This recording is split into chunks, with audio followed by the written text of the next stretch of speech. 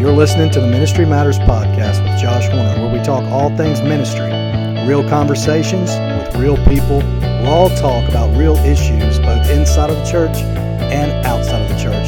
Thanks for listening. Progress, and we are up and running. Low budget, amateur podcast, Ministry Matters. All right, now that's about as professional as it gets. Here today with my buddy Joe Villegas. I think that's what I called you the first time I met you. So it's Villegas, Joe Villegas. We met in seminary. That's where I was doing my studies, learning deep theological truths under Paige Patterson and the rest of the crew at where was it? Southwestern. And so anyway, got my buddy Joe here. We worked at the same place there on campus. What was that place called? Forgot. Support Services or something?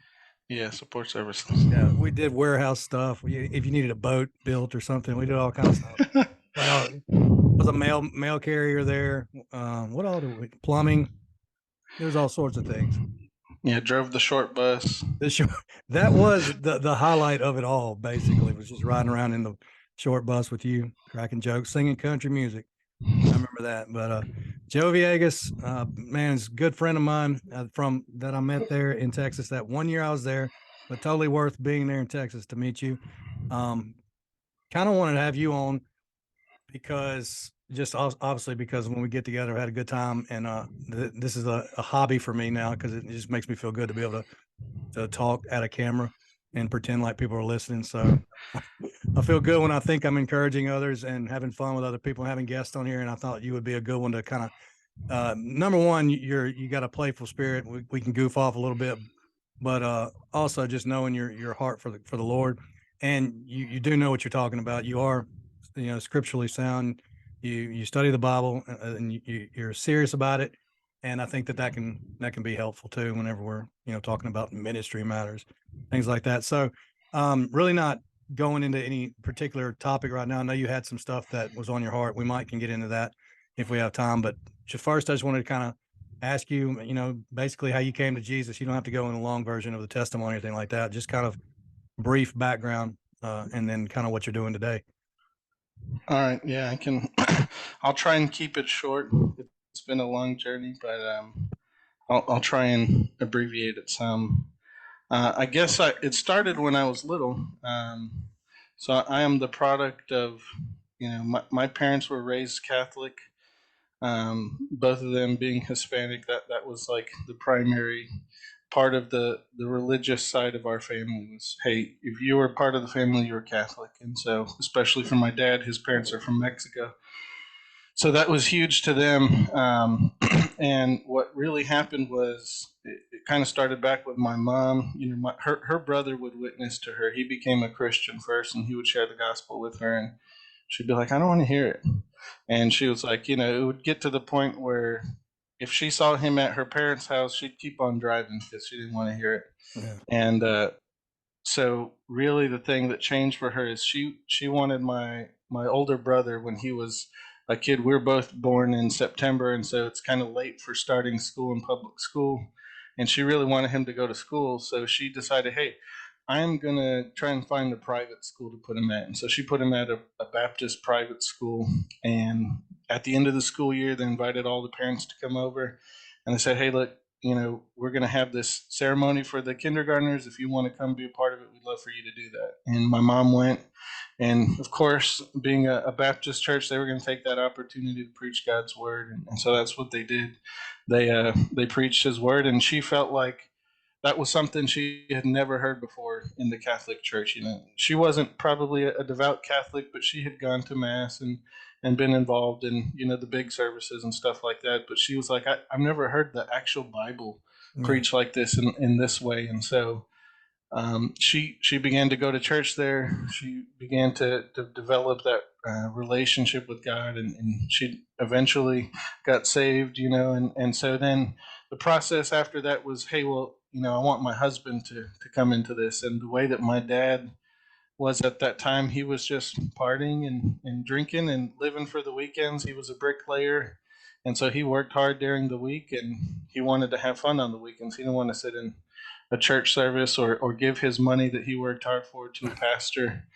And my mom had started tithing, and one day he said, "Why are you giving all this money to the church? Like, what are you what are you doing?" And she said, "Hey, look, she talked to one of her friends from the church, and they said, "Hey, look, if he doesn't want you to do it, then I think you should respect that, and just say, let him know that you want to, but if he doesn't want you to, you don't have to." And so that's what she did. Well, shortly thereafter, my dad was self-employed, and so like jobs just kind of started drying up, and he was like, "What's going on here? Is this the church thing? Is this because I told her not to do this?" And so he said, he's like, I remember I went back to your mom and I said, "Well, why don't you go ahead and start giving back to the church, I guess." And it was like within the next day or two, he got a job, Yeah. and so he started wondering, well, that was weird. What's going on with this? Yeah. And he said, I'll check out this church thing. And so he got invited to a men's retreat, and it was on that retreat that he ended up getting, witness to on the retreat. They broke open the Word and they talked about it, and that's where my dad got saved, and he started going to church. And shortly after all of that, I was coming around the bend, or I had just gotten there, and so I was born into a family that had just changed from being Catholic into being, Baptist and Christian, and and so they were pretty heavily involved in church at that time. My dad ended up becoming an associate pastor while I was little, and he became pastor as I got older. And so as a little kid, I still remember to this day, the first time that I had some sort of notion that I needed salvation was when I was about 7. I Yeah. just remember going to my mom's and dad's closet and like getting down on our little step stool and praying, and talking to God. And I really didn't know what was going on. I was 7 years old. I didn't have any sort of full understanding, but I went and told my mom at church that day. It was a Sunday, and so I told her, and so she said, "Well, I think you need to go to the front and talk to the pastor." And so we did that. I did that after church, and he sat me aside and he said, "Well, what do you know about God? What do you know about the Bible? What do you believe?" And so I said, "Well, I don't know. I don't know a lot. I know about Noah's Ark, and I know about Joseph and the coat of many colors, and I know Samson and Goliath. Those are the things that I know." And he's like, talked to me for a while, and he said, "Well, I hate to discourage you. I don't want to do that, but I think you need to think about it a little more, and you know, we'll talk with your parents, and I'll keep in touch with you. I just want you to keep thinking about it and praying about it." And so that's what I did. And then a few weeks later, I went back to him, and I went back to the front. I said, "Hey, I want to get saved, and I want to get baptized." And he said, "Well, I'm not going to keep denying you if you really feel like this is something you want to do." And so, like, I guess the next week or a couple of weeks later, I was baptized, and um, and then I, continued with life, growing up in church, trying to do the church thing, right? Trying to listen to my parents. When I was a little kid, I was crazy, like most people see me now and they're like, "Oh, you're so laid back, you're pretty chill." Like when I was a kid at home, I mean, me and my brother were getting into fights all the time. I mean, I was, my little sister, I mean, my big sister would call me a demon child or Yeah. something when I was little, and so it didn't have a whole lot of impact on, you know, me being kind of crazy Yeah. as a little kid. I still was that little kid that was kind of crazy. It wasn't until probably I started getting older that I started being a little less crazy. But I remember as a kid all the time thinking about that decision, thinking about, hearing pastors and the churches that I grew up in, they were typically, Southern Baptist, or we went to an independent fundamental Baptist church and King James only kind of thing. And Mm. so they talked a lot about hell in those churches. And so that thought was always in my mind, Yeah.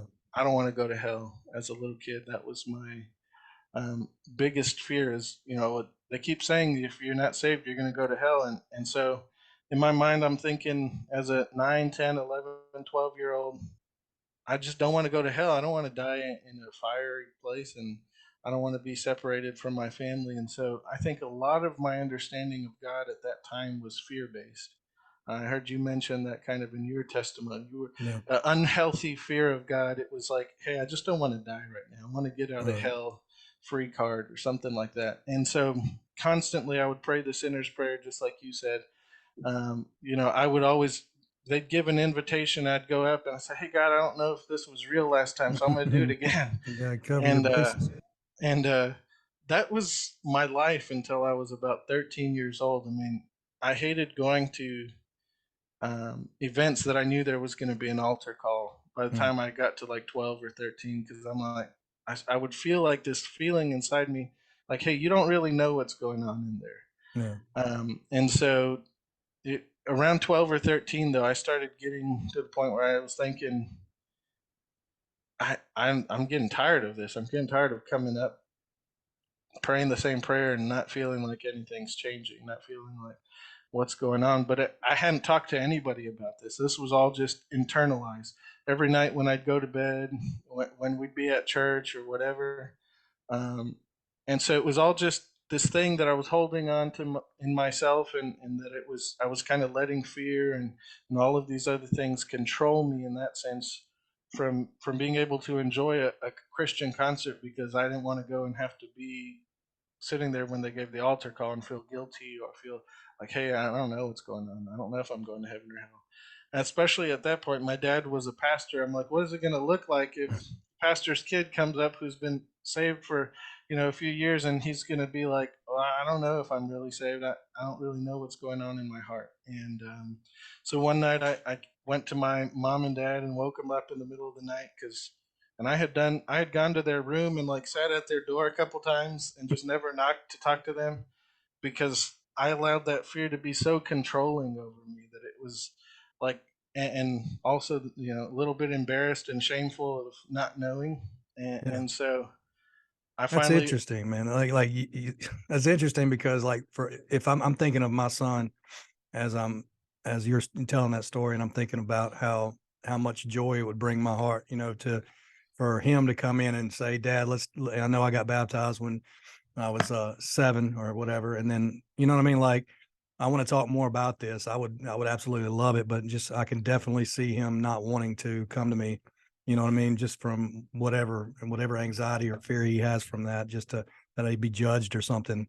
That man, you're supposed to take the first time. How come it? It wasn't. It's just interesting to me because I'm thinking like I was going to ask you how did that affect? Was your dad pastoring at the time, and how come you just didn't go to him? But you answered my question before I got a chance to ask it. But was home life like? Was it was he welcoming those conversations on a normal basis, or was it just assumed?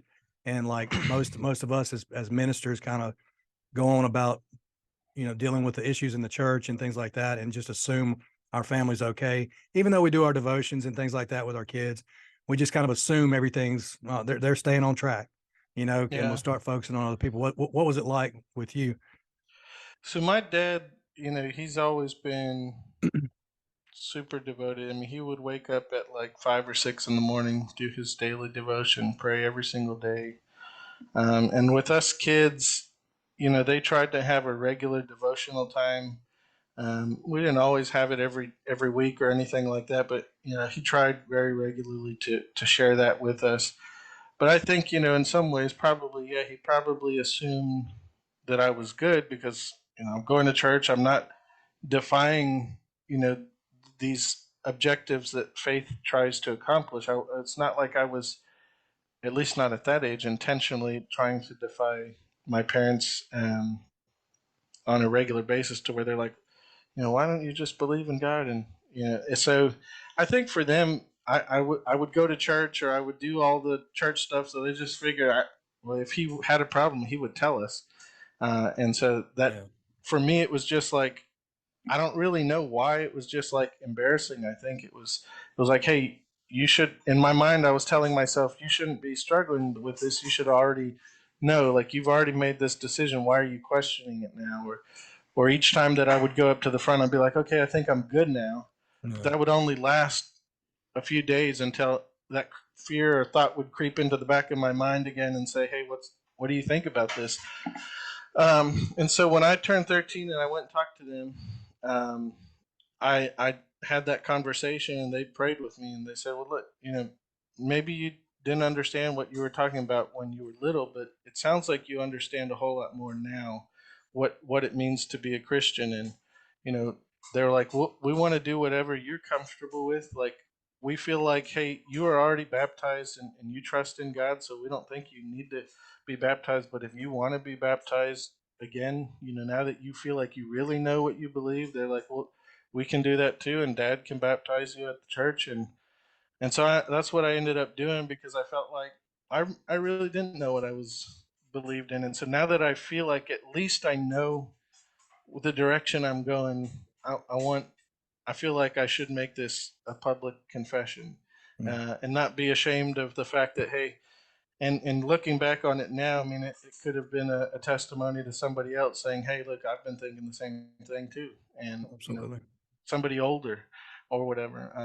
But yeah, so that kind of was a big shift for me. Not that I became perfect in my teenage years. I was still pretty defiant to my parents because I was just a teenager, and as much as I tried to be good, and listen and be obedient, Mm. hormones and all those other things took place too. And so You're it, not giving me a whole lot of hope for my son, so appreciate that. I mean, for the most part, I would say I was a pretty good kid. I didn't get into trouble at school. It was really just for whatever reason, maybe just trying to challenge my dad's authority over me. That was the most difficult part. Is I would intentionally try to challenge his authority in my life. I He wish you had would. he he had different expectations for me at that time than what I wanted for my life, and so um, he I wanted long hair, and for him that was weird. He's like, Yeah. "You don't need long hair, son. Why do you want long hair?" And You had long hair when we met, I think. A little bit long. It wasn't very long, but it was kind of long. and my parents were super strict. That kind of stuff was not something that they were used to because when they got saved in a church that was very strict, and so they thought this is how it needs to be. And as we got older, they loosened up on different things. But after high school, I started. My parents were like, "Hey, you need to go to school. You need to be in college. You need to find something to do. We want you to go to school." Like, we didn't have that opportunity, so we're gonna make you have that opportunity. And I went to culinary school because I didn't want to take real classes. So I was like, well, I'll just go cook. And I like cooking, but at that time I was already serving in my dad's church. I was leading worship for my dad's church, and I was serving in a college ministry. On Thursday nights, I'd go up to the campus and do worship ministry with them. I got hooked up with them when I was in school. Some of the friends knew friends, and so I was already like 18 at that time, so I was like helping out with college ministry, finishing up high school, and so I kind of already was going in that direction, and I got involved with Campus Crusade and Chi Alpha.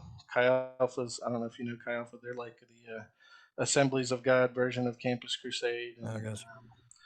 uh, and so I started, doing more ministry stuff and kind of wrestling with what was my future going to be, you know, um, and and then I felt God saying, "Hey, look, I've given you a gift in music, and you enjoy music. I want you to use it to serve me."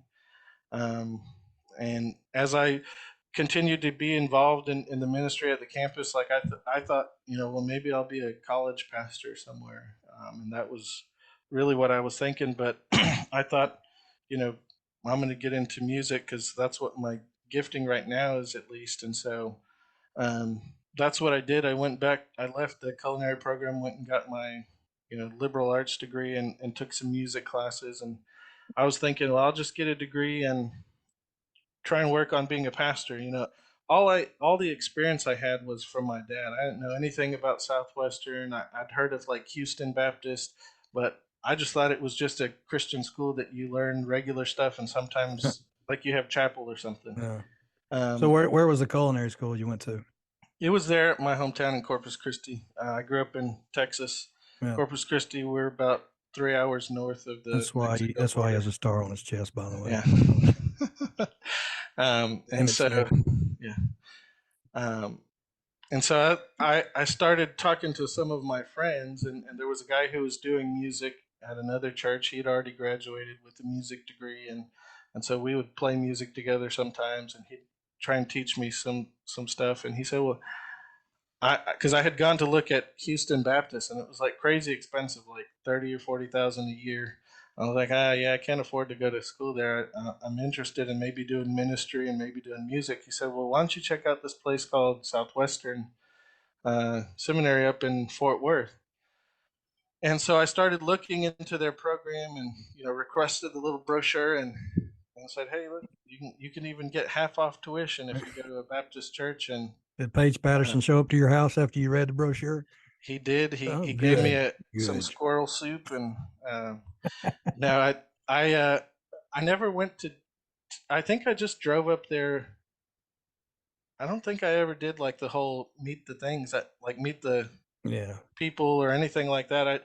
I literally just kind of decided at that point in my life I was like ready to leave Corpus. I had been in some relationships that I was like I just want to be away from these people, yeah, and as attached as I was to my family, like I thought, why not move 6.5 hours away?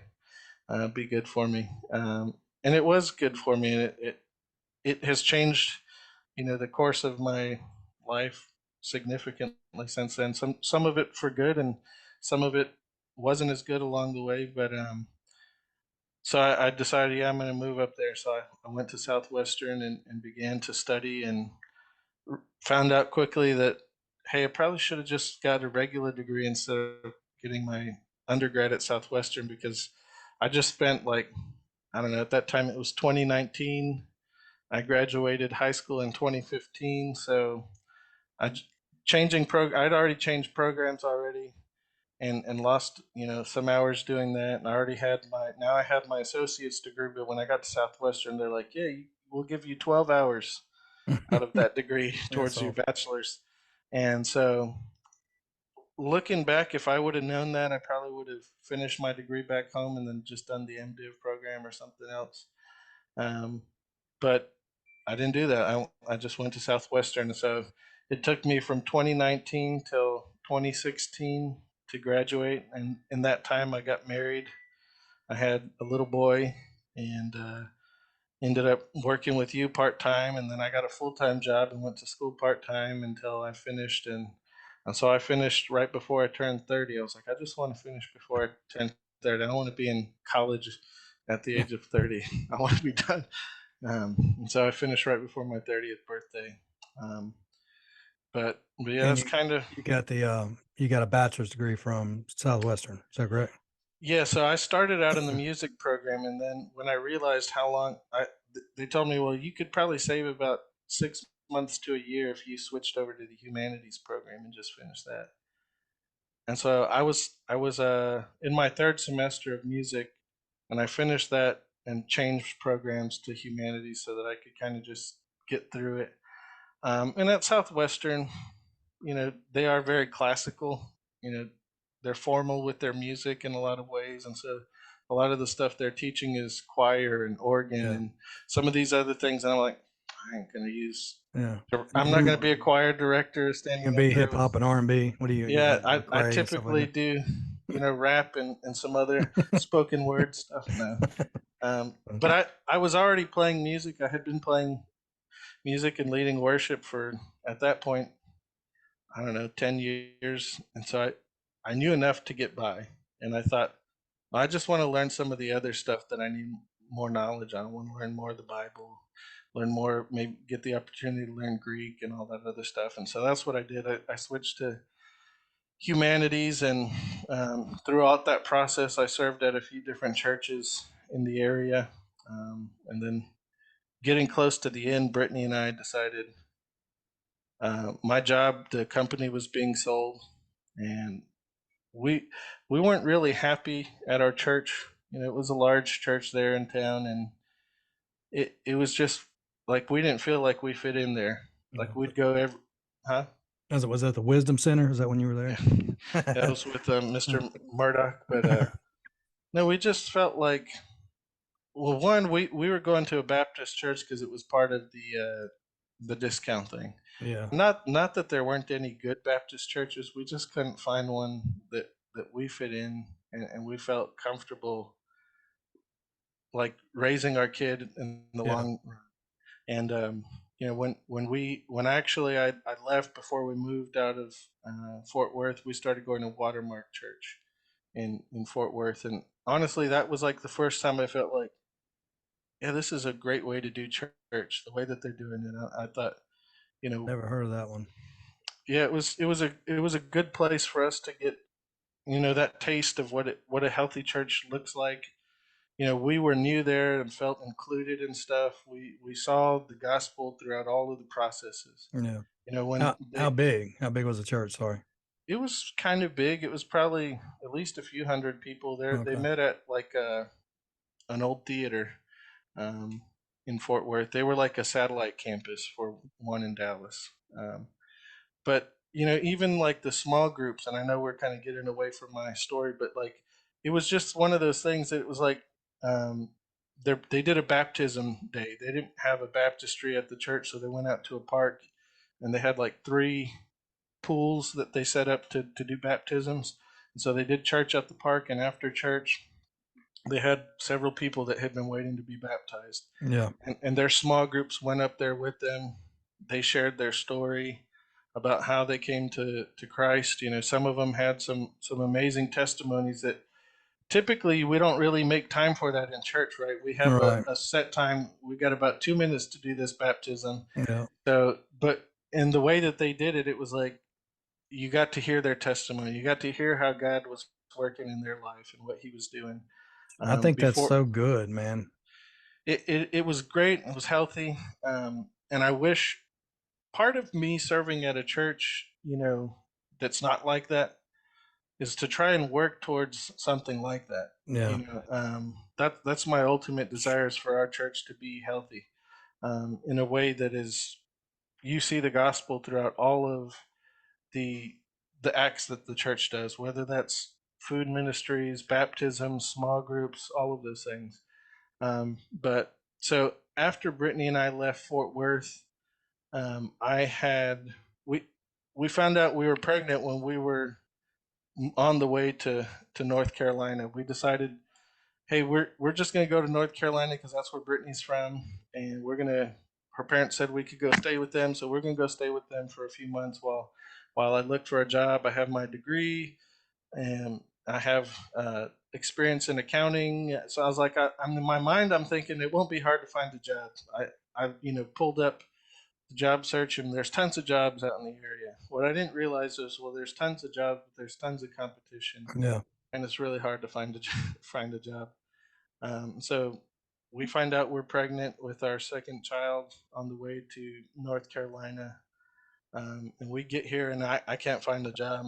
Can't find a job, and um, so Brittany started working at Chick-fil-A because that's kind of what she did in North Carolina. But this time she was working in the restaurant, and she hated it. So I was like, I need to really find a job soon. So the first person, I just started applying anywhere and everywhere that I could get paid enough to like get our own place.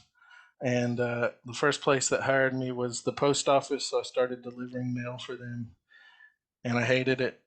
um, but in that time, in those like we got to North Carolina in September, and in December, Brittany had lost the baby. So, and that was for me. That was like the defining moment over the last 10, 15 years because it felt like for the first time God wasn't on my side, and that's the way that I felt internally. It was like, how could you let that happen to me?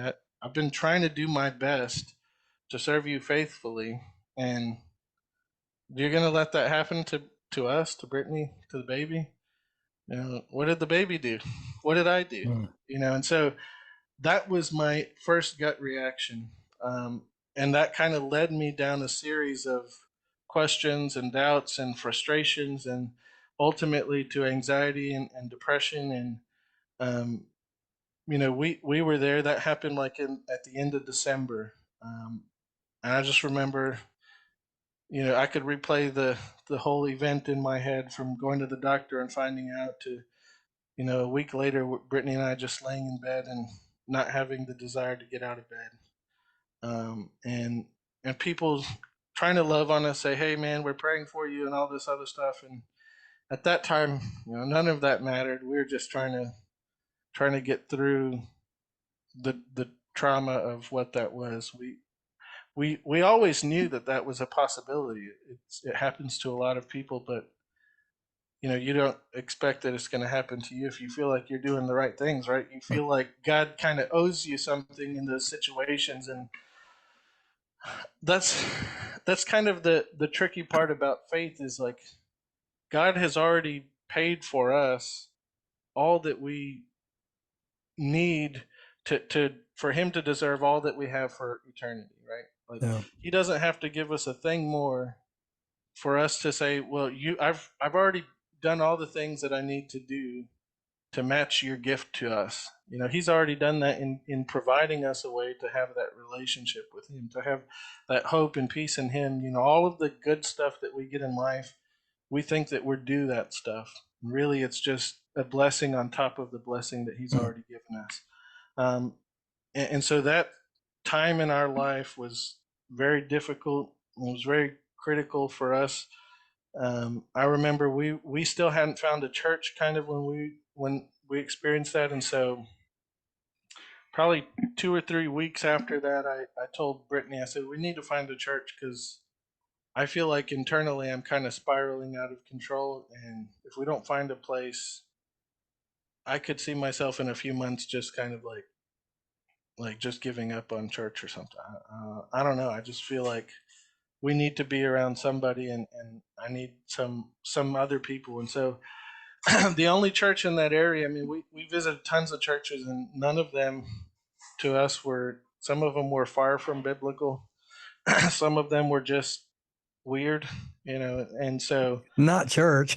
yeah. So the closest place Weird that stuff. we found was um, Summit Church in Chapel Hill.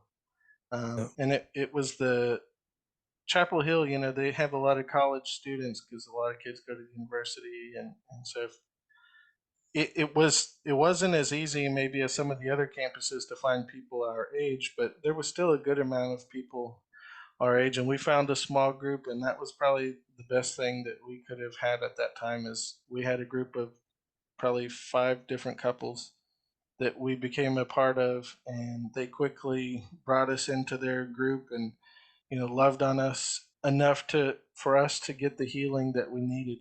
I was able to talk with them and ask them questions, confess things to them, and just go through all sorts of stuff that I had been feeling, thinking, and that I needed. I needed those people in my life to help keep me grounded at that time, and to Was kind that of. your group? Or is that like counselors there? Well, that was small group. We did go to a counseling session there. Brittany felt like she needed it at a certain point, and she did. Um, it. I remember during that time, she didn't want to do anything. It was just this intense pain all the time, like emotional pain all the time. And I tried helping her, and me in my mind at that time, I was like, babe, look at all the good stuff that we have. Look at Joseph. He's seeing us kind of sit here and be bummed out and be depressed, and we need to try to get back together for him, like get back to normal, so that he can sense the normalcy in his life. And um, because he was like 3 at that time, and so he didn't really know what was going on, and we kind of told him, and so it was just a hard season for her, and I think both of us tend to feel like, hey, if I just work hard enough, I can do this myself. Mm-hmm. Um, and for what she really needed was somebody to help her, outside of herself, outside of me and the family, to say, hey, it's okay to be angry, to be upset. It's okay to grieve. It's okay, to do all these other things that are necessary. And so shortly after that, Brittany started feeling better. we're at this church, and I started feeling, I had been trying to work towards, us getting back to normal. Well, I was out playing basketball, and I got like this heart palpitation. All right, so we are recording in progress again. Got it.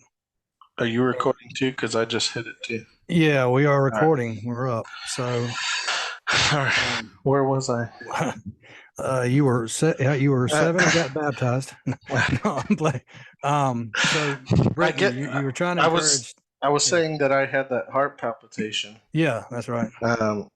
And so, kind of like on a secondary note, when I was in Fort Worth at Southwestern, right before we left, I started feeling really terrible physically, and I went to the doctor, and they're like, "Yeah, well, you're too fat, man, and you're at that time." I had probably lost weight, and I was still weighing like 300 pounds, and I think I had gotten up to like 315 or 320, and I had several freshman years, so I put on freshman 15, freshman 30, and the doctor's like, "You got to get your weight under control," and so my last semester there, we took out a loan so that I didn't have to worry about work to pay for school, and so I worked less, and I just was exercising every day, probably about 4 or 5 hours a day, literally every single day, and lost, probably about 40 pounds. Yeah. In the time of 2 months.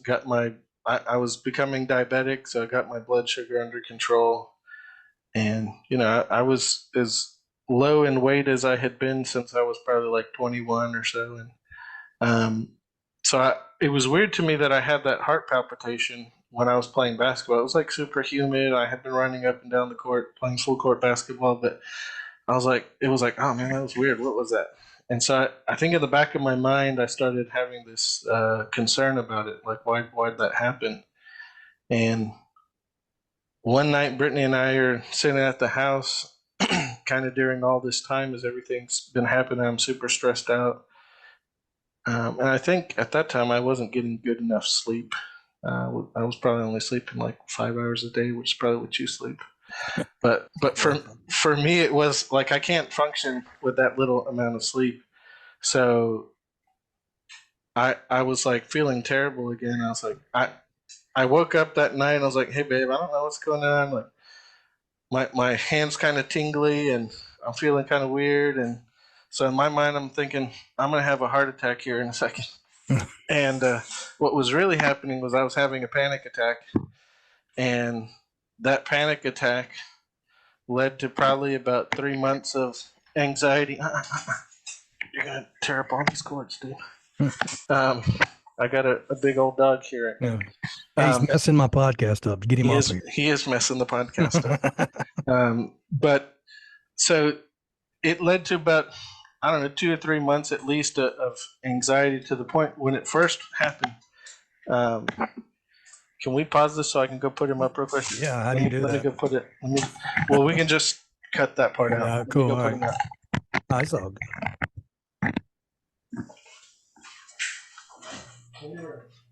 Oh.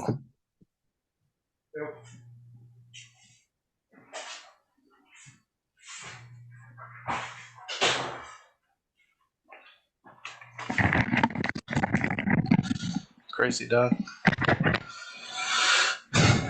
All right, I'm back.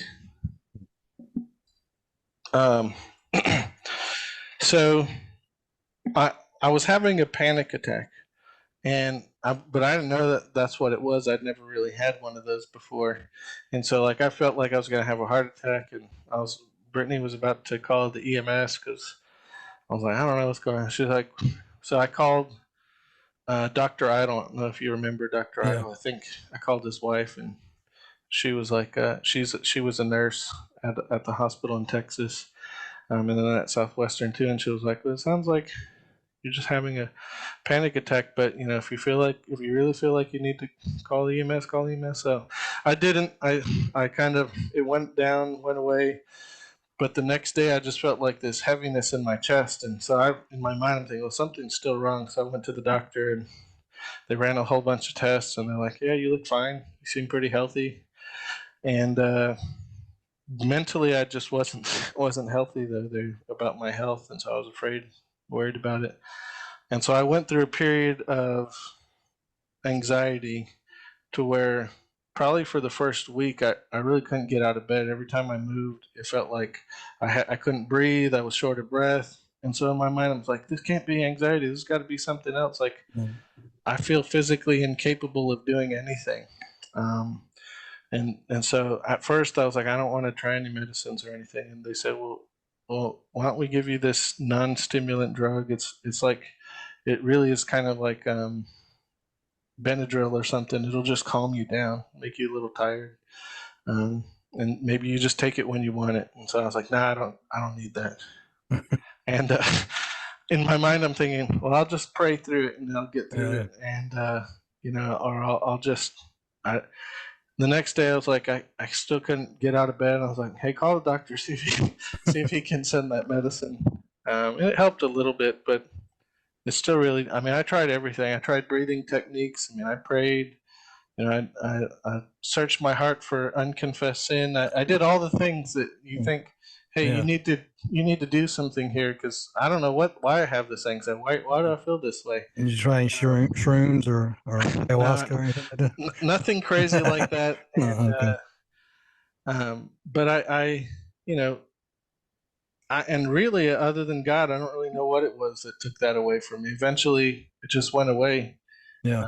And throughout that process, Brittany and I decided, kind of towards the end of it, while I was starting to feel better, I was still struggling with doubts and stuff in my heart and in my mind about all of the stuff. I was trying to wrestle with that and be faithful to God. And there were, to me, the things that have always caused me to struggle the most with those kinds of thoughts were always other Christians that struggle with those thoughts. Because then, you think, well, you're supposed to be a Christian. You're supposed to not have those thoughts. You're supposed to be, solid of mind, and or you look up to somebody, and you think, hey, they're not supposed to struggle with this or that. And but all throughout the Bible, you see lots of that, right? You see lots of these men that are used by God, afraid of doing whatever it is, whether it was Moses, who was anxious about speaking to the Egyptians, Pharaoh, or David,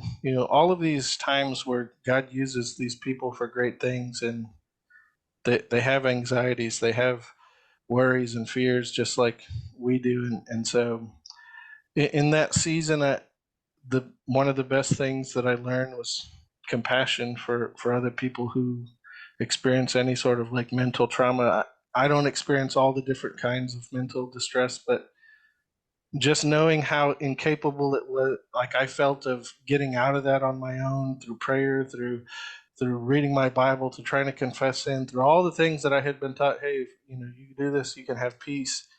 I realized sometimes it's just not how God is going to choose to free you from that feeling or that thing. And so, prior to that, I had a lot less compassion on anybody who was in that, because I thought, well, just pray about it, and God will release he'll free you from those burdens. And for some people, I think he does.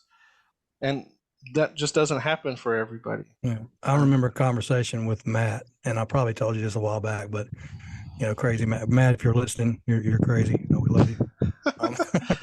No, we're riding in the short bus, and we're going to actually where my apartments were, and doing something. I forgot what we were doing, picking up a mattress or something like that. And I remember that like I wasn't trying to be judgmental, but at that season in my life, I wasn't struggling with any particular that I knew of. I mean, obviously, pride and some critical spirit at times, and anger towards certain people at the seminary, as far as like the way people were using funds and the things that just my perception of things. I got really angry and bitter about some of that stuff, which I called it righteous indignation then, but it's still the critical spirit is what I had. So I mean, other than that, like I wasn't really struggling with the things that I'd had in the past. So I was like, I'm free from those things, and Yeah.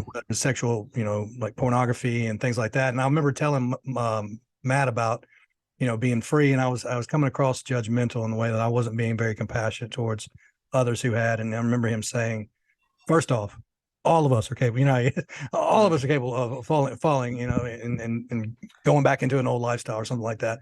So let's go back and say that anybody is susceptible to going back to porn or something like that. I was like, well, not me, I just remember thinking that, like, okay, I hear what you're saying, but in my mind, I was like, not me, but that sort of lack of compassion, I remember having that. And I remember Matt reminding me of that. Well, it wasn't the same exact thing that I was struggling with, but now in this season of my life, definitely been some things that I've gone back to, reverted back to in my thinking, and just I cannot believe I had that thought, or I can't believe that I've gone back to that.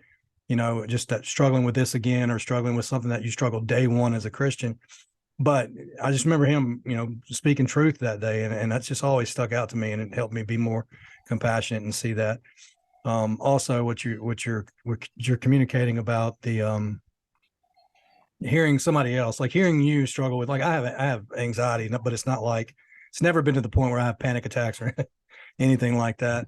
But I have always worried about stuff. But when we confess our sins, our struggles, things like that, it doesn't have to be the same thing. You confessing what you're confessing now, or talking about what you're struggling with, or let's say Moses and David are in the same room together. You know what I mean? Like Moses talking about his fear of doing what God asked him to do because of his fear of speaking, or whatever, or his inability to communicate, or whatever it was. And then David sitting there saying, well, man, I didn't realize Moses, right? Such a figure like that, it struggles with anything, right? And then he feels more human, right? Because, or he feels more like, I don't know, it's being in that community. That's my child running around here. But being in that community with others, it doesn't have to be the same thing. We typically say, well, so and so shared his testimony how he used to be hooked on, drugs or whatever, and then you think that that's going to touch someone who's hooked on drugs, but it's not necessarily the case. People who's been hooked on certain drugs, their testimony has, encouraged me to be more truthful about, or their transparency has caused me to be more transparent about the things that I'm struggling with. It just puts us all on the same level, really. And I think that's you've said some things that kind of a common denominator keeps coming back up is the fellowship and the community that we need, right, in order to heal effectively. And so that's one of the areas that I've wrestled with through, I've talked to you about it, as far as the structure and the organization and the way we can get, and to take the heart out of ministry, take the passion out of it, when you're kind of getting, and you're following more of those traditions of man rather than the word of God, the ministering, and having a healthy environment like that. I've kind of had that heart sometimes to say, man, let's just get away from this mess. And, and I don't say do it on my own, because I know it's not true. I know we got to have other believers, but I was like, well, I'll just keep my wife around me. She's a believer, that's just not, it's not effective. You got to be around more believers than just your spouse. You need that, you need the community. And like I said, just hearing you confess, hearing your story is not, I mean, I can't relate to the exact same things that you have, but it definitely makes me more at ease and feel more comfortable sharing my burdens with other people, if that makes sense. I mean, Yeah. you've been in a small group, and you see the effectiveness of it. You see how it is. I don't say it works. It's not just practical, but that's how we were created to be, right? In a community with other believers. And so in that small group setting, you know how it goes. First off, everybody's quiet, and then a couple of people share stuff that's totally unrelated. But then the next thing you know is everybody's sharing in that group, right? It's just like, it just makes things comfortable. It breaks down barriers, and actually that's where I believe, and I learned that from alcoholics and drug addicts is the sharing what's on your heart, being transparent. And when you're transparent like that, man, it causes more people to be transparent and see you as a real individual, simply a sinner saved by God's grace. And it kind of just takes the mask off, really. And then it gives you an environment, I think, where you can heal and write a lot more effectively than if you tried to hold it all in and dig your way out by just posting your Bible verses on your wall, you know what I mean, and trying to work through it. You got to have other believers in order to do that. And I've found that out the hard way, because I tend to isolate whenever I start struggling with things. So anyway, I went on a little rabbit trail there, but It's very important to have other Yeah, believers. yeah. I mean, I think throughout all of my time, from that I can remember, having somebody there to, I think even during that time I was struggling. You were in Mississippi still. I think I called you and talked to you a little bit about it, even I though. told you to bow up. I said, son, you got to uh, bow up. Go but pray some more. I had several people that I could call, but it's different. As good as I feel like you and I's relationship with each other is, it's different when you're with somebody physically as well. Like, Mm. we could be doing this talking, but there's going to be things that, the nearness of us physically is not going to be a lot. It's not going to allow us to have the same kind of relationship that you're going to have with a brother or sister over there in Massachusetts or whatever. And so, for me, I needed that closeness. I needed people there, not only for me but for Brittany too. And Brittany needed the same thing. She was going through all of her stuff. She needed some ladies that she could have help her walk through that, even if they had no clue what to do, how to help Yeah. her. By that time, we had both healed enough that we just needed to be loved on, and that's what the small group did. They none of them had experienced that, so they didn't know what to say or what to ask or anything like that. So they just tried their best. And by that time, enough time had passed to where we were starting the healing process, and we didn't need somebody who was an expert on what to say in this situation. Sometimes you just need to know that somebody cares about you, and not that we didn't, but these people really didn't know us that Mm. well, and they brought us into their family. That's how I see small groups are kind of like a family. They brought us into the family, and you know, as crazy as some of these things, like sometimes you've had a long day at work and you go to small group. And you're like, I don't want to get in. Like, I'm not anticipating getting into a deep conversation, and then some new person comes and they're like, I vomit on Yeah. them all this information. That's like, oh, the instant reaction is like, oh, I don't want to talk about this right now. This All is, right. but they were willing to give up their evening to talk to us about all the stuff that we need to talk about. And like you said, I think that small groups are practical, but they're also like the way that we were made. We were made to be in relationship with one another, and But I, definitely vital for a what you keep saying, healthy church. You would see that as is 100% necessary for a healthy church. especially if it's a bigger church. If it's a small home church kind of thing, like you and I have talked about, it's easy to be near to one another in that type of setting. I think you can get away with being not transparent with people, but it's easier to, like, when there's 10 or 12 people or 15 or 20 Yeah. people, to be close to a bunch of people. When you have a church of 200, 300 people or more, well, there's no way that all of you guys can be on in one mind and of one accord unless there's some common denominator among all of you guys, that we all have Jesus, but the way we view him, the way we practice him can be different, unless the pastor down is saying, hey, the leadership team, the elders or whatever of Summit, or this is what we believe we need to do in small groups. This is what we believe God is calling us to do as a church. And so we're putting that vision out from the top down through our small groups. We're telling the small group leaders, hey, this is the direction we see the church. How can you and your group help the church in that way? And so all of the things that the small group did was support the church in the big picture stuff. Yeah, we read Yeah. the Bible, we learn. What we would do at Summit was go through whatever the pastor was preaching on Sunday. We would reread over that, have intimate conversations about that. If there was something that came up, we'll write it down and talk about it on small group night. And then we did service projects as a small group together. We had discipleship time together. We had accountability time together.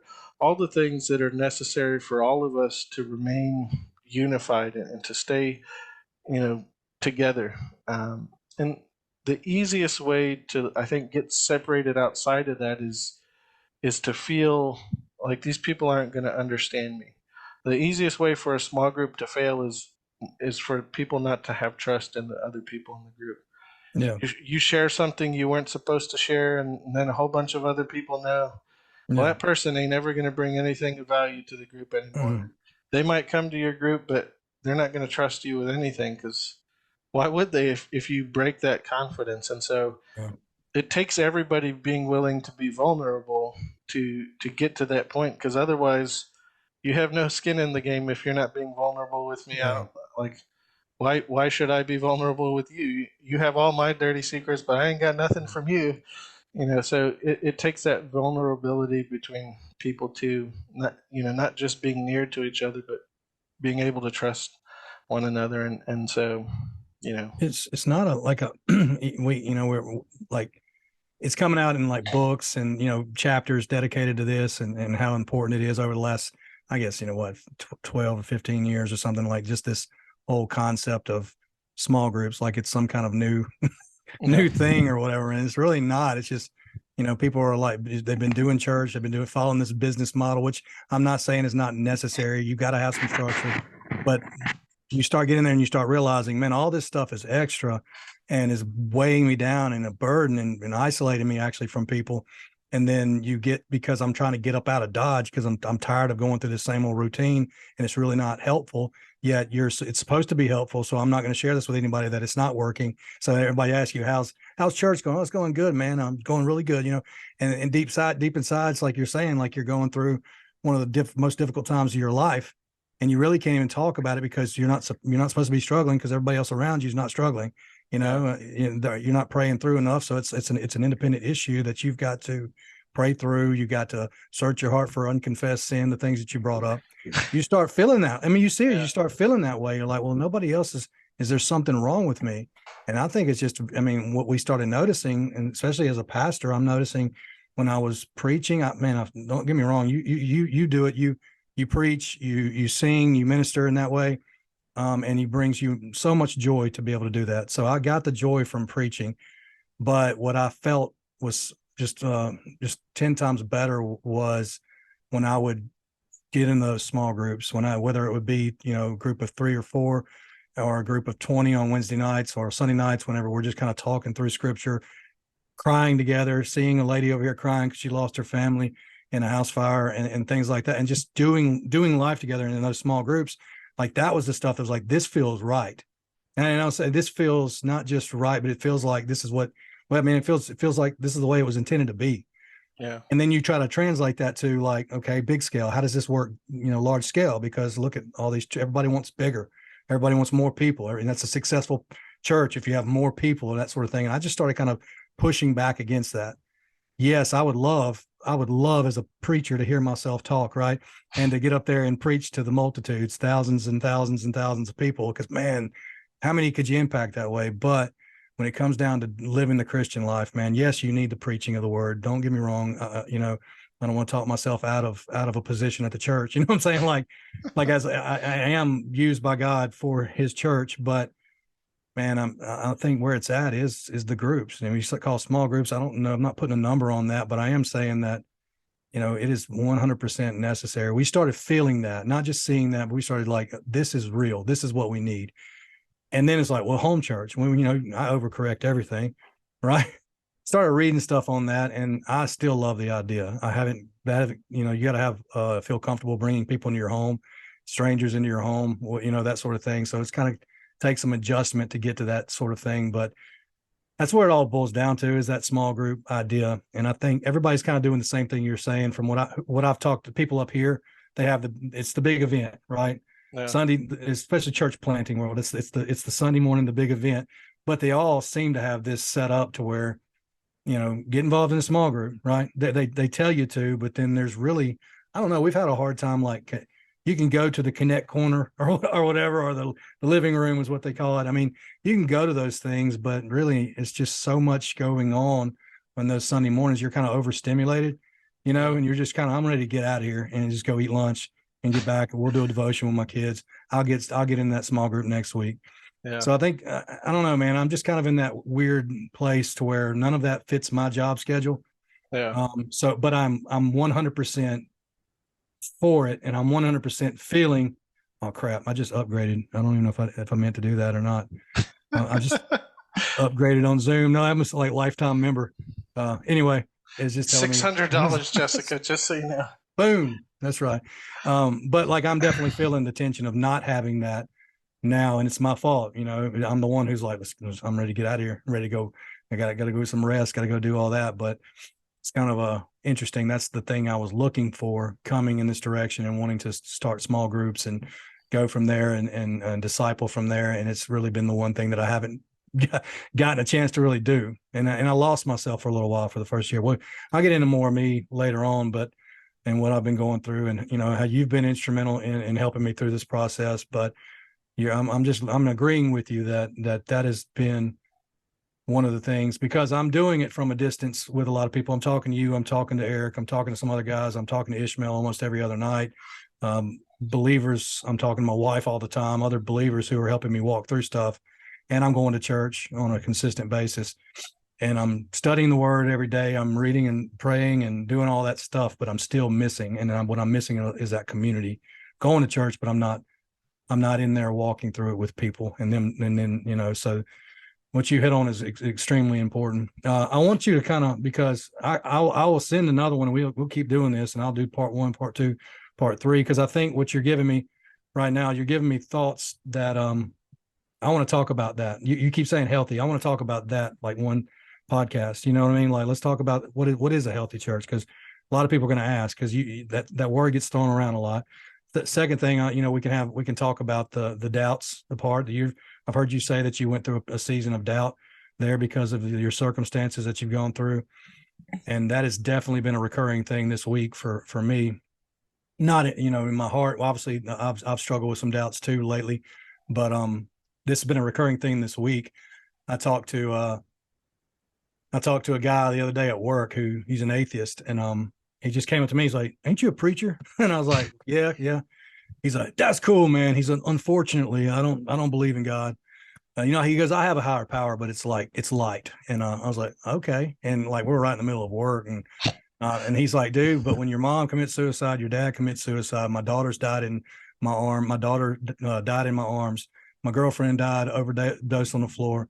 And just, I mean, like 5 or 6 people, like, and I'm going, man. I said, "Dude, I would love to talk to you more about that." Like, I was like, I can sit here and give you all the answers that they teach you to give someone, but man, I don't know what you're feeling. Like, I can definitely see why you would doubt, you know, I mean, like, but at the same time, I said, the answer to that is, you know, our light and momentary afflictions are nothing in comparison, you know, to the weight of eternal glory that God has, you know, given us, you know, a promise, right? That sort of thing. But that's going to take some counsel to that dude, you know, if that's for real, what happened. I was like, I can definitely see your doubts. And then another friend of mine I was talking to is got, you know, one bad thing after another. And it's kind of what you were saying. He's like, "Dude, I feel like I'm doing everything right." And it just seems like, God, when are you going to give me a break here? I keep running into this problem and after this problem. And that was the message Sunday morning that Michael was preaching was, think about John the Baptist, you know, who's quoting and fulfilling Isaiah, right? Some of those prophecies. And he's talking about setting the prisoners free. And here he is as a prisoner fixing to lose his head. And then he's having some doubts. And he's like, "Hey, go ask Jesus if he really is the one," you know? So he's like, "Man, it's okay. It's not necessarily like, yeah, sure, you should doubt." But he was saying that, you know, it's natural, you know, for us to have those types of things. And he answered, he got teared up in the pulpit, and he said, "Look, just God might say no. God might not answer your prayers in the way that you've been praying. And you got to be okay with that." And remember what he said about John the Baptist is that John the Baptist, there was none greater, right? And so if he didn't do it for John the Baptist, then we shouldn't expect, you know what I mean? Like, he wasn't saying it in that way, but you know what I mean? He was basically saying, you know, prepare for this, because ultimately he's given us hope in Jesus. And so, man, I was able to use that sermon like 3 times this week, talking about that. And it's good stuff, man. So but I'd like to hit that on a deal. I know you had a burden about, you know, some particular interest in seeing people who are followers who have these doubts, who don't stick it out like you do, you know, like you did and are doing, because it's a journey, right? And then like I'm doing, but people who just choose to continue to walk in the other direction and walk away. that's another thing I want to talk about. We got about 5 minutes left on this one, and I can definitely send you another one, and we can keep going. But I kind of wanted you to get to after you and Brittany, and you were having health issues. You've got better. Like, kind of, how did you end up where you are now, and where are you now? What are you doing as far as ministry goes? So, kind of, I feel like, if I put it in a timeline, it was towards the end of that season of doubt. I was still struggling with it a little bit, even as I felt like God was saying, "Hey, Brittany and I were serving at the summit. We were serving in kids ministry, and we were going to small group, and we loved it. And I think if it was up to Brittany, not that I didn't give her a choice in the matter, but if it was only her decision, we would have stayed there, maybe still be there now, because that's how good we felt when we were there. I just started feeling better, and I just started feeling like we were kind of getting our bearings there here in North Carolina. We'd been there for about 7 or 8 months now, and so I put my resume out there and just thought, well, I'm gonna see if any churches are interested. And so I put my resume out there. I didn't hear anything for a little bit, and then after a little while, I got an email from the church that we're at now, Turner Memorial Baptist Church. And no, it's not a funeral home; it is a real church. But Brittany was like, she heard the name and she was like, "We've been to this church before. I don't want to go there." Not physically at that church, but she's like, I know what that church is going to be like. With a name like Turner Memorial Baptist Right. Church, it's going to be a small church. It's going to be old school, traditional, and there's going to be a bunch of old people there, and just kind of, she's like, I'm enjoying being here at the If it summit. Like, wasn't for those pesky old people, we could have a good church. yeah, I'm kidding. That's my second old people joke in the last two podcasts, so I'm sorry. and you know, she was like, it's just, I'm enjoying being here at Summit Church. And like I said earlier, Summit Chapel Hill was mostly young people. It was a bunch of college students, some young professionals, young families, that kind of thing. There were some older people there, but probably 10% or less or something. And I was like, well, I don't know. Why don't we just drive out there and visit the church? We don't have. About they're not going to have small groups like the Summit Church.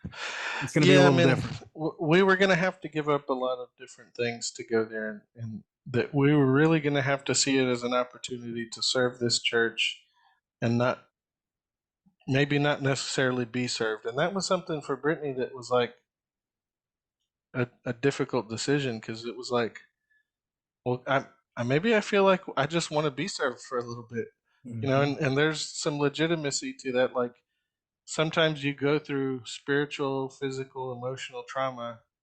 And hey, maybe you need a season of just being served by the church.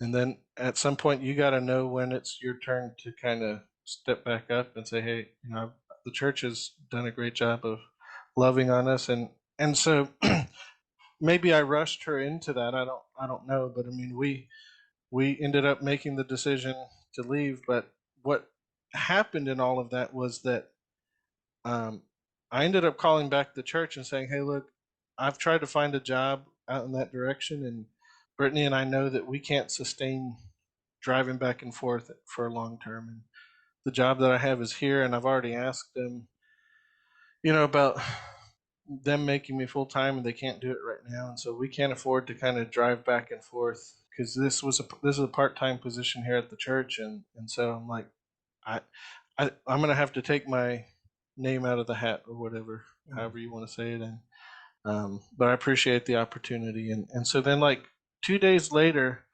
one of these jobs that I had applied to, back then, yeah, I don't know, not to throw out numbers, but I was making probably at Southwestern like 12,000 a year. I don't know, I wasn't making much. And then I got the job at like Cellular World, and I thought $13 an hour was amazing. Yeah. And so Then you I moved up northeast. well, then I came to North Carolina. I said, there was a Craigslist job post, and they said, here's the range. It's, I don't remember, it was like 30 to 38. And I said, well, God, if you want me to go to this church, I'm going to need at least 38 so Brittany can quit her job and we Mm. can afford to find a house out there. And so the guy calls, and I didn't have any. I had some experience in accounting and stuff with the job, but this was a whole new job. It was a Christmas light store that I worked at, but it was doing all sorts of different things.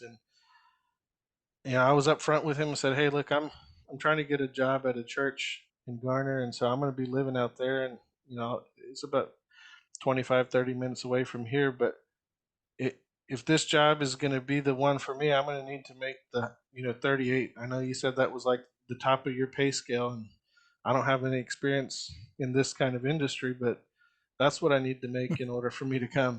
Just being straightforward with Yeah. you." Stayed And at a I Holiday Inn Express one time, but and I thought he was going to be should like, honor that. Let me. What about 35? What about 34?" He was like, "Yeah, that's fine. I can do that." Awesome. And I was like, "All right." And one of the things he said is, he's like, "Look, I just went through this situation where I had this lady steal a whole bunch of money from me. And I saw your resume. I saw that you went to seminary. You seem like a nice guy. I just want people I can trust around me right now." Yeah. So he's like, "The money's not the issue. It's trust that I want." And he's like, "As long as I can trust you, I don't have a problem paying you well." And so I was like, "All right." And so being at that job was a huge ministry opportunity, kind of like it is with you at FedEx. Um, a lot of unbelievers, some atheists, some agnostics, some traditional Christians, and my boss was Catholic. He was a practicing Catholic, and we had tons of great conversations about the gospel and Jesus and sin and forgiveness and all sorts of stuff. And so it was a difficult place to be, but it was where God wanted me at that time. And so I called the church back and I said, "Hey, look, I just got this job offer. I don't know if you guys are still looking, but I'm willing to make it work if you guys are still looking." And they said, "Well, we're kind of moving forward on another candidate now, so I'll have to let you know how that goes." And as you know, I'm there now. So that other candidate didn't end up working out, and they called me back Yeah. and said, "Hey, if you guys are still interested, why don't you come back and we want to sit down again and talk." And long story short, Brittany and I decided, "Hey, this is what we're gonna do. We're gonna try and serve this church in the best way possible." And so that's what we're doing. I'm part-time worship pastor and probably have about four other different titles, and I'm part-time at the church, at least monetarily part-time, Yeah. but I do a whole bunch of other stuff for them. I do their website and, you know, anything tech related. I'm the guy that handles that. Yeah. You And, figured you could have fixed my podcast a while ago as I I was could have. messing up in here. Need you on this end. Once again, we got to So, be same place. But but so you served with you served on your dad's church, kind of leading worship there, and then this is the second one you now you were leading worship like at Travis, right? Doing this yeah, Hispanic.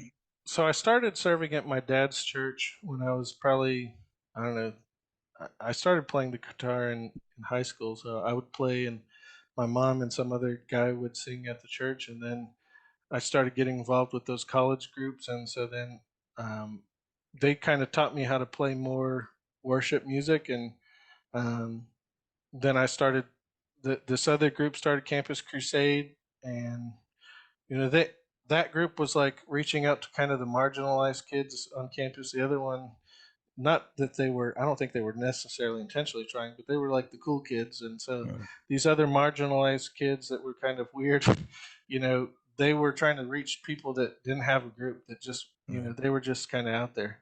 And so Yeah. I started helping them, leading worship with them, and, really enjoyed being around, those kind of people who just were looking for a place to be, and served with them for probably, I don't know, a year and a half or 2 years.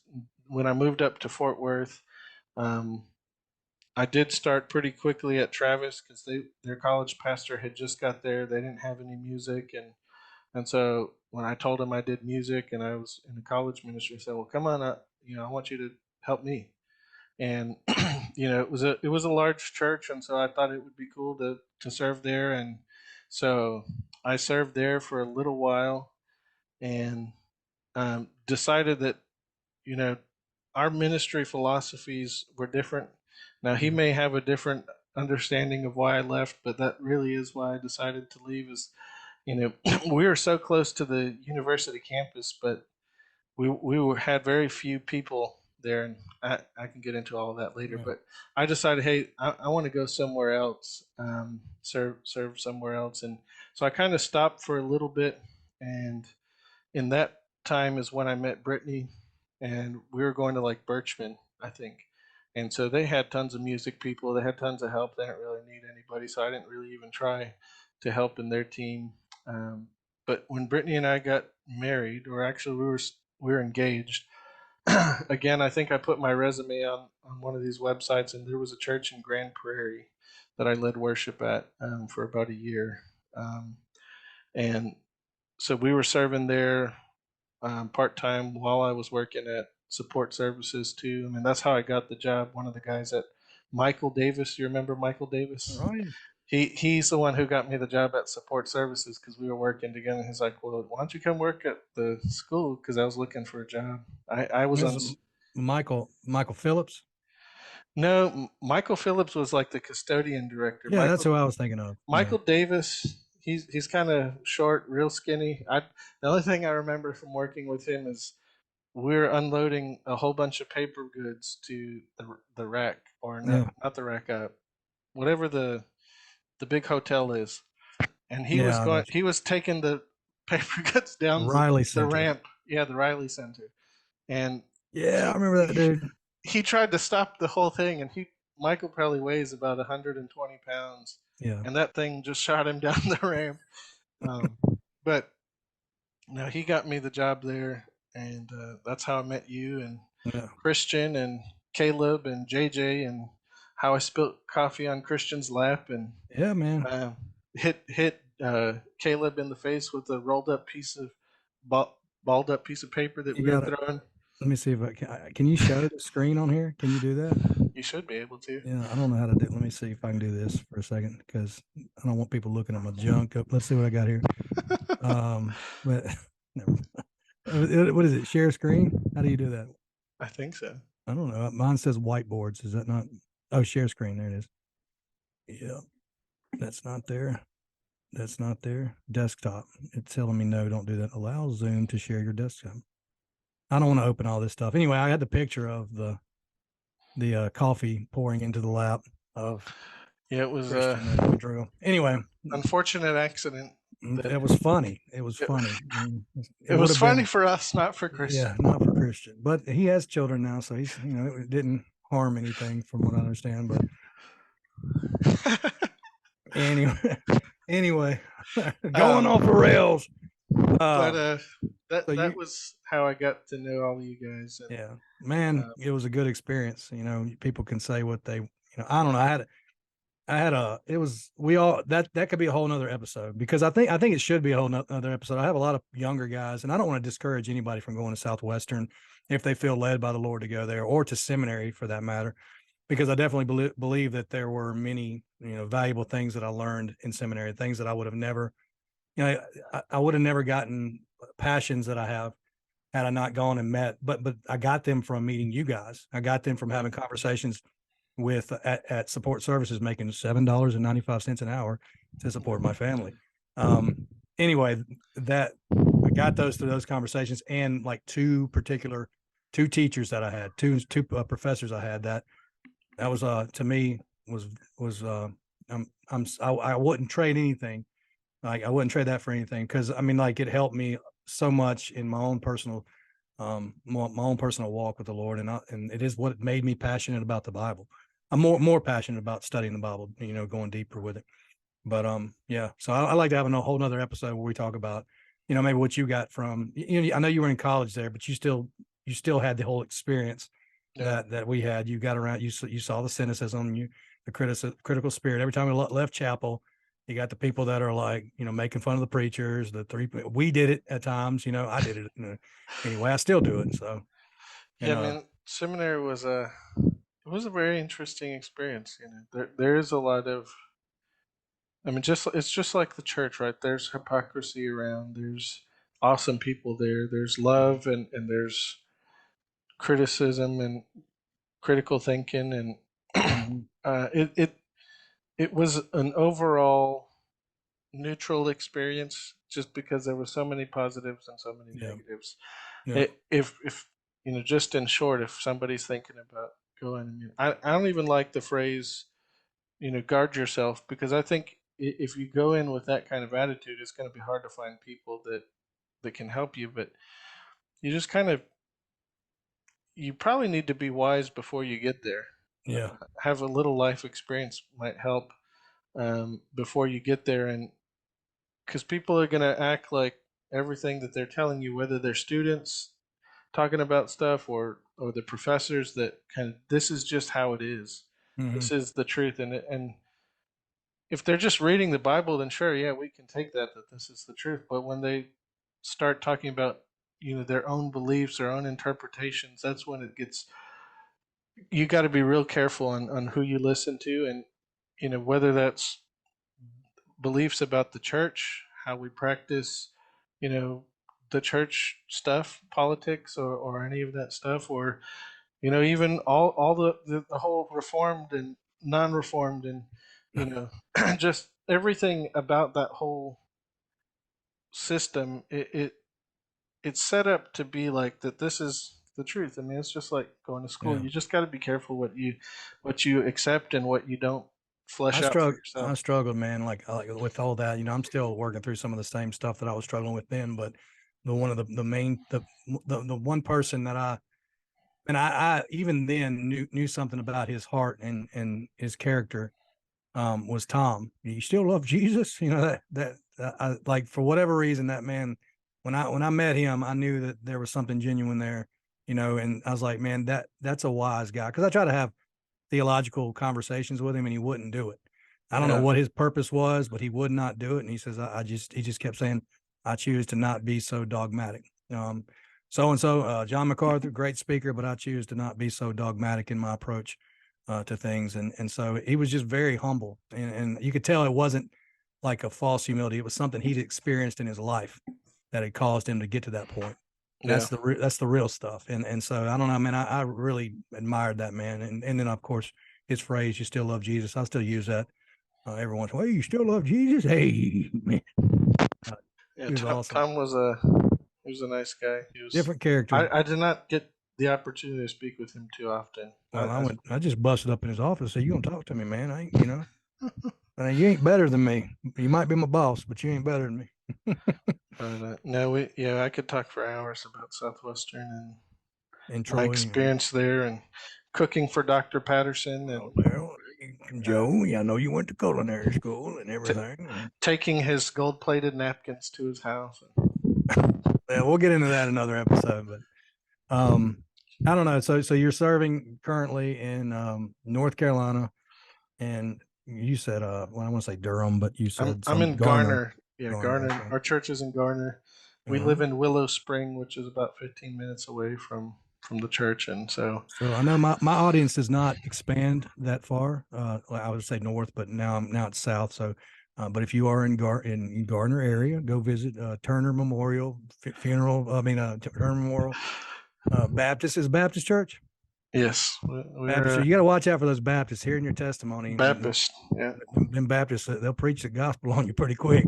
Oh, If you don't take it, they'll keep giving it. And so proud of my Baptist heritage. Up here, they don't even call it Southern Baptist. They don't, like the pastor that I was kind of with at first when I first got here. He said, I don't like the term Southern Baptist. I just don't like it. It's Great Commission Baptist is what we're gonna go with. This is Southern. It just rubs me the wrong way. I'm just like, all right, I hear you, but we're from the South, so whatever. yeah. One of the things you mentioned earlier that I think is important in all of this, in the idea of kind of going back to community and everything else, when, like for you, not, I don't know exactly how you felt through all of this time and all of this situation, but I know for me, even just conversations like this, opportunities to be re-encouraged on why we're doing what we're doing. You talk about the home church, and you kind of get that spark of yeah, it could be so great, with some of these things, like if we didn't have all of the you know political baggage that sometimes comes with big church, you know it's almost like you're hearing it again for the first time, and your heart just kind of is like, yeah, that Hmm. sounds so great. I could practice this. This sounds awesome. And so to me, I think sometimes we need to talk about that with others to be encouraged. You know, when you sent me that video of the home church kind of thing, and I listened to that podcast where he talked about kind of how he felt in his church. He was at, I think, Austin Stone Community Church, which is a huge church there in Texas, and I remember the things that he said I experienced at our church here in Garner. Yeah. You know, our church is not that big, but on Sunday morning, it's more of a production than it is from on my side. You know, and as a pastor, I wish that it didn't have to be that way. But Sunday mornings, there's some Sundays where I literally am running through the halls, or trying to get something set up, and so that we can be on time, so that people who are going to watch online can get there, and they know that, hey, service is going to be at 11 o'clock, and then we're going to try and end by 12:15. Our new pastor goes till 12:30, and that was like a huge change for some people. It's like, oh, 15 minutes. All um, right. but just sometimes it does feel like a production. So I remember when you and I talked about that, it's kind of like this idea of the home church kind of thing, or just stripping down church to be more New Testament like, or smaller. I was encouraged, but it was also like, you get excited about church, you get excited about the ministry, even talking about my time there with you, like sharing what I felt in the beginning, and what Brittany and I talked about, how we were going to have to serve this church that we're at now. Like, it reminds me of why we came to TNBC. It reminds me of our purpose in trying to do what we were doing, and it's an encouragement to me, even hearing my own story. Yeah. Oh yeah, that is why we were supposed to come here. That is what our goal was when her and I sat down and we talked about our future here, and how different it was going to look than where we were at there, and what our desires and goals that we felt God has for the church that we're trying to help them get to. But I just think communication and sharing and all of that is important, not just for conviction's sake, not just for getting through difficult times, but also for encouragement. And it's good. Like, sometimes you call your time in Boston a sabbatical or something, but just to be reminded of why the church is important, why the Yeah. gospel is so important, why even though there's a lot of, it seems like, red tape or something sometimes in churches, you know legalism, or just not even legalism, but just, hey, this is the politics of how we do things. You got Yeah. to have a meeting, you got to do this.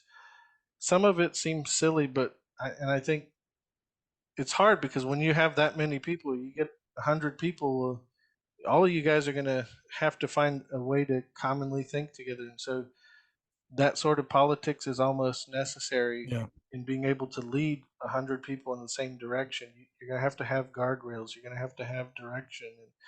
And so then when you get into even bigger churches, 300, 400, 1,000, 2,000, whatever, all the more important that structure is. But at the same time, you're trying to, like the summit. I mean, there are several thousand people, campuses all over this area, worldwide kind of thing.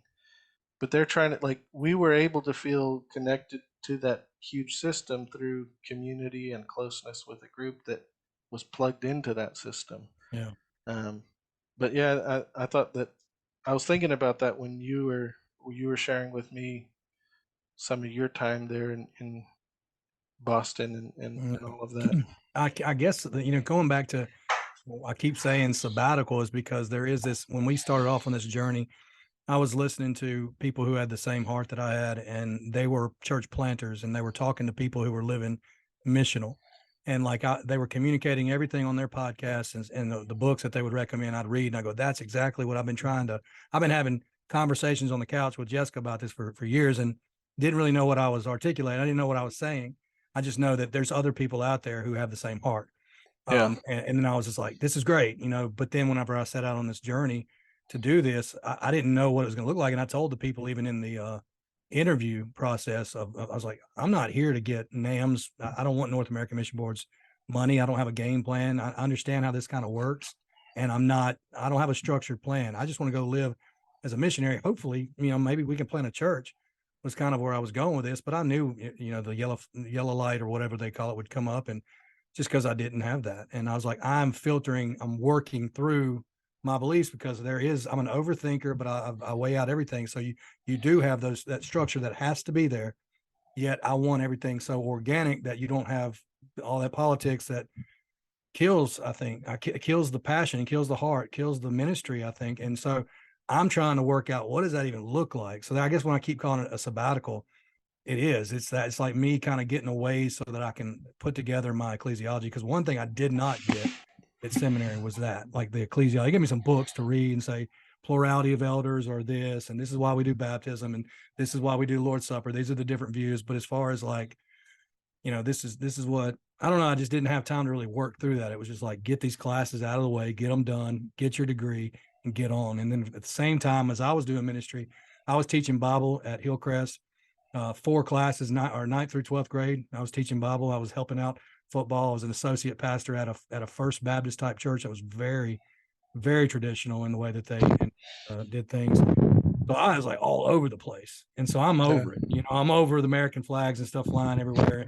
on Sunday mornings. And I'm like, what are we doing? Like, I know their hearts are pure, right? The good intentions are there, but I'm like, we're not even ministering to the people we're supposed to be ministering to, because we've got, not because your heart doesn't want it, right? But because you don't have time to do it because of all this other stuff that we have to do because it's always done that way. Yeah. And I'm like, just because you're not doing those things doesn't mean you're not patriotic, right? Doesn't mean you don't love your country. Doesn't mean you don't love your freedoms. It's just a matter of, that's not what this hour is for, right? Yeah. That's not what this is. It's not about me time, right? It's about worshiping the Lord time. Communicating that with people is very difficult. So yeah, pulling away from that, loving the people. The best 3 years, I guess, I had, other than my first couple years in church, we had a good time, as a pastor there. It was a very difficult season, but at the same time, I enjoyed it. But I just realized we were going in a direction that I was like, my heart is definitely going in a direction that I know that this church might not be going or wanting to go into, so I was like, let's pray about this. Let's step away.